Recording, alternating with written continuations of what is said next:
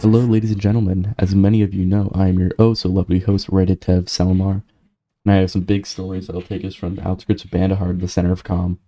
Without further ado, let's get into it. Our first story of the night is coming out of Bandahar. Earlier today, protesters attempted to take over the small bridge between the outskirts and mainland Bandahar. During the protest, Bandahar government forces and Rubicon Corporation attempted to prevent the group from making it to the small bridge and crossing into Bandahar. In turn, the government and Corpo forces opened fire into the crowd, killing many. After they began openly firing into the crowd, many civilians began taking up arms and fighting back.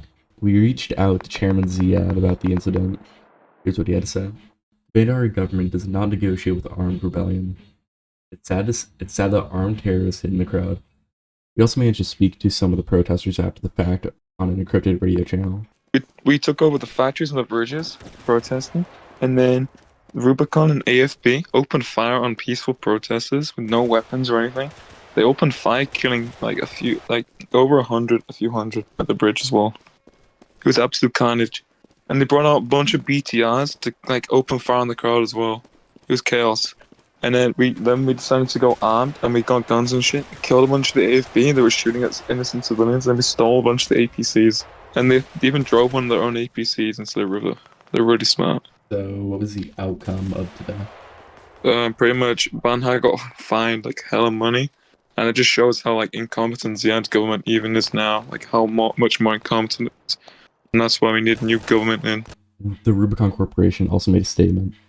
While it's very long and very informative, key points are they only got involved because one of their locations became a key target of the protesters, that there were armed protesters that began harassment fire on the Rubicon forces, so they returned fire, unfortunately getting unarmed peaceful protesters caught in the crossfire, until BTR opened fire on an armed rider and hit many more in the crossfire. This created the escalation that resulted in the more open combat we saw. After the events, Rubicon stated that they're going to put their on-site security with less lethal equipment, and they're going to train them in riot control tactics. And I quote here, Rubicon apologized to all peaceful protesters who have been caught in the crossfire. We firmly believe that there's always room for improvement. Rubicon will improve. It appears that Kham and Bandahar are at some state of conflict, as we've seen multiple KTF members crossing their border and putting up the Ocean, or new common flag. KTF's pushing up inside of Bandahar as we speak. I think they're also playing KPD inside of Bandahar.